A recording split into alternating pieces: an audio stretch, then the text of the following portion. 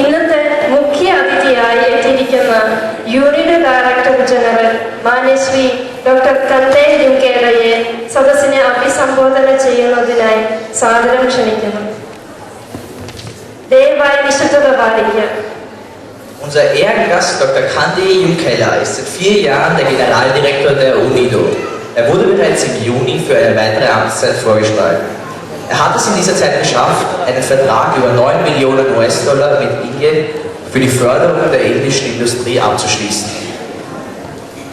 Wir fühlen uns sehr geehrt, Sie als Ehrengast unter uns begrüßen zu dürfen.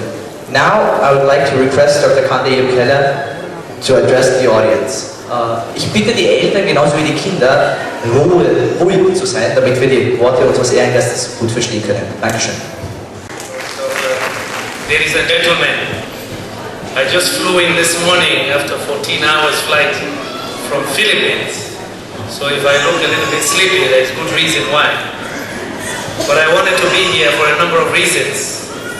First of all, I have to tell the young kids in the crowd that as a kid your age, up to probably 18, 19, I used to watch Indian movies a lot. So I grew up with Amitabh Bachchan, Hema Malini.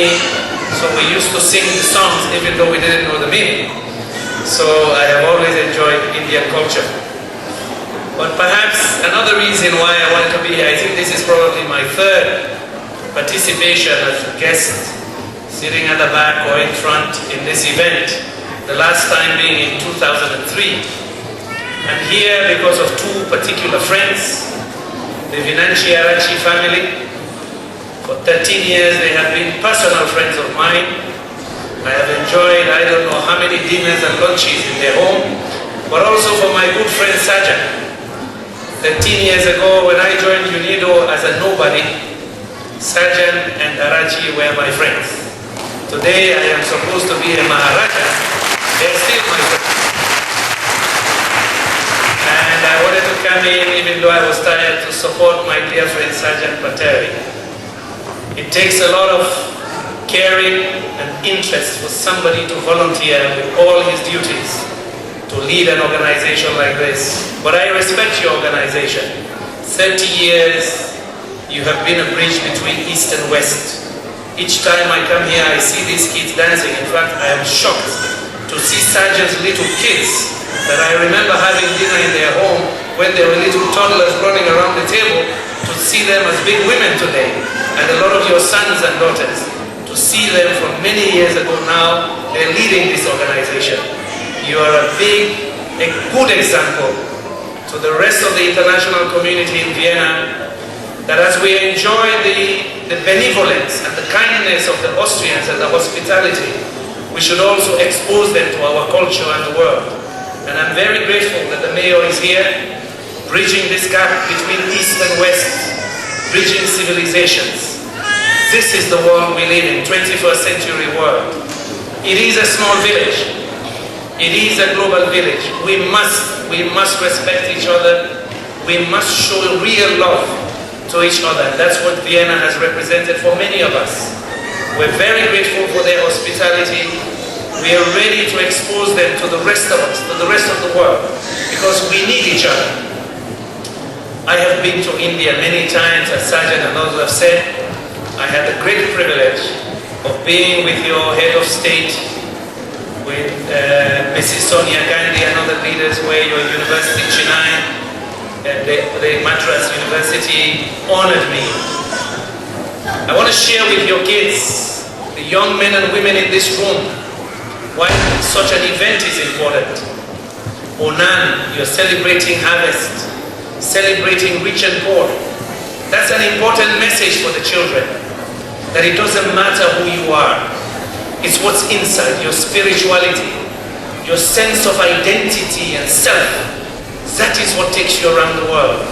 If you're arrogant, you will go nowhere. If you're humble, if you're caring, you will go many places. I come from humble beginnings.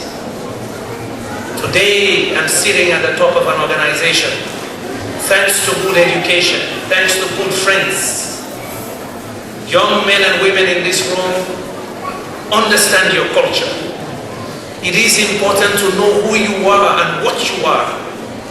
I have lived outside my country for probably at least 27, 28 years, living out in the United States, in Europe now, in other parts of Africa. What has pushed me a long time is to know my family roots, the values my parents gave me, the sense of self. When I see young men and women dressed in Indian attire, singing their own song, it is pride. It means they know who they are and what they are. There's nothing more valuable than that. You don't get lost in the world. If people discriminate against you, it doesn't bother you because you know who you are within yourself. That's what your parents are trying to give you. That as you move around the world, be proud of who you are and what you are and your great culture in India. You had civilization in India before the rest of the world moved out of living in caves. You gotta be proud of that. Today we know in economics, today we know in global economics, your great nation, India, as Kamal Nath, my friend, the former Minister of Industry, says, this is India's century. If you don't capture the world this century, I'm sure next century you'll capture it. Because yes, India is amongst the top 5 or 10 powers in the world. You should be proud of who you are. Today, you are part of the intellectual powerhouse of the world. You would be, and I'm sure you know this, how many great Indian scientists you have all across the world. You know that a survey was done by the World Bank in Silicon Valley back in 2005, 2006. They found out that 30% in Silicon Valley, 30% of all the new companies were started by people of Asian descent, either Indians, Chinese or Koreans. You should be proud of yourselves. This is an evening to enjoy. It's not an evening for a bureaucrat like me to begin to lecture you. I'm happy to be here. Enjoy this evening. Bring the East and West together. Let's have fun. Thank you very much.